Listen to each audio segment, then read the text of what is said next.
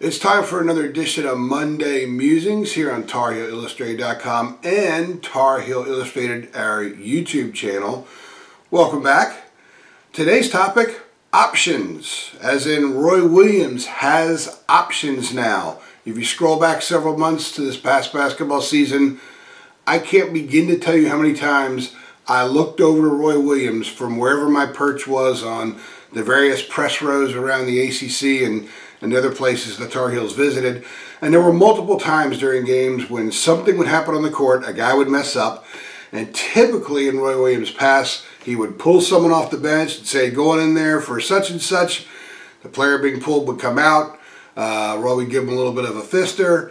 Steve Robinson would talk to him, and sometimes Roy, a moment later, would turn around and say something to the player. And he would learn something about what he did wrong on the court. It was a teaching opportunity. This past season, however, so many times, I'm looking over to the bench, guys are making mistakes on the floor, and Roy turns to the bench, and he looks around. And he's thinking, I got to put someone in the game. But he doesn't.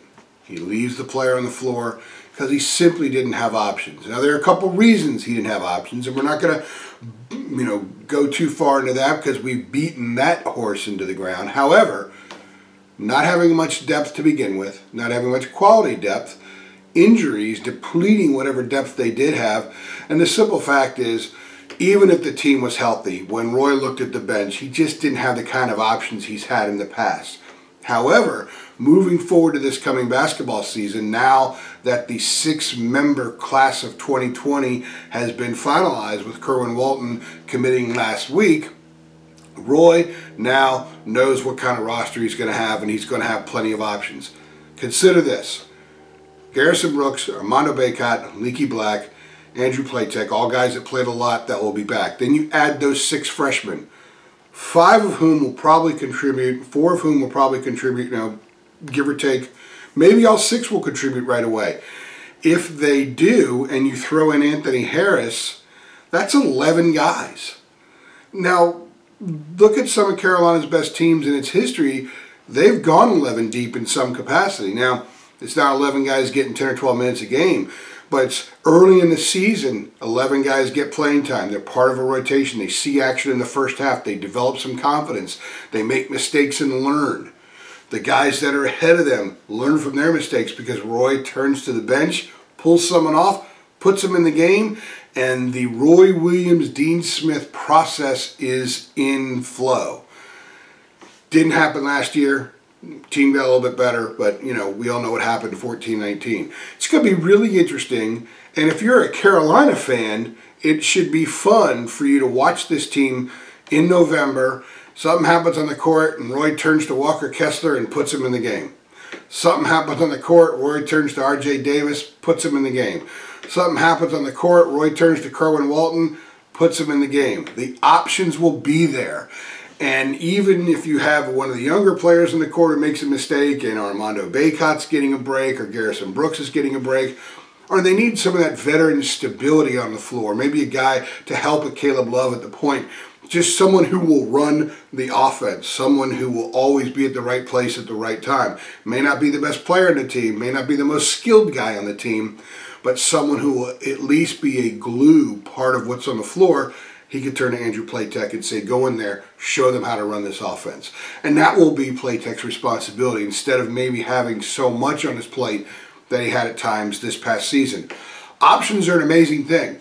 Options are a part of UNC basketball history. You go back and look at some of the greatest teams that the program has had, aside from maybe 1982, which had maybe the greatest starting 5, or 3 of the greatest starting 5 ever in Carolina history, didn't have much of a bench. But when you got Perkins, Worthy, and Jordan, and you've got Jimmy Black running the point the way he did, an extension of Dean Smith, and you got Matt Doherty as one of the great all-time role players in Carolina history, you've got plenty to win a national title, and of course, they did. But, when you think of 93, that team was loaded with depth. They had a lot of length, a lot of depth, and Dean Smith perfectly, beautifully used that depth, and they won a national title. 2005 had enough depth, and it was used. 2009 had plenty of depth, but they were so good, it didn't really matter in time. But think about it. Tyler Zeller and Ed Davis came off the bench on that team. So did a guy named Drew. Anyway, Tyler Zeller and Ed Davis came off the bench in that team. They were NBA players. Tyler Zeller was ACC player a few years later. Didn't even play that much on that team. And you go to 2016 and 17, those teams were deep. Roy had a lot of options, and he used those options. They had different guys that were able to lead them in big games and help get them to the title game in 16 and win the whole thing in 2017. A lot of people might forget, because Joel Berry was the MOP, Theo Pinson has gone on, he's in the NBA, Justin Jackson was ACC Player of the Year, but Kennedy Meeks' game in the national semifinals against Oregon was enormous, and it's why they advanced to the title game. And very few Carolina fans might think off the tip of their tongue who was big that night in the title game against Gonzaga. But as bad as Isaiah Hicks was on Saturday against Oregon, he was really good against Gonzaga in the title game. Hit that big shot to put the Heels up by, I think, 3 with about 20 seconds left. Very tough shot, because he was one of many. This team's going to have one of many. There are going to be a lot of options, and whenever Roy turns to that bench and someone screws up on the court, he's going to pull a guy off, he's going to put him in the game, and a much more typical, normal Carolina basketball process will be in full form. This is Andrew Jones. You're watching another edition of Monday Musings right here on TarHeelIllustrated.com and our YouTube channel, Tar Heel Illustrated. If you like this video, go ahead and click like.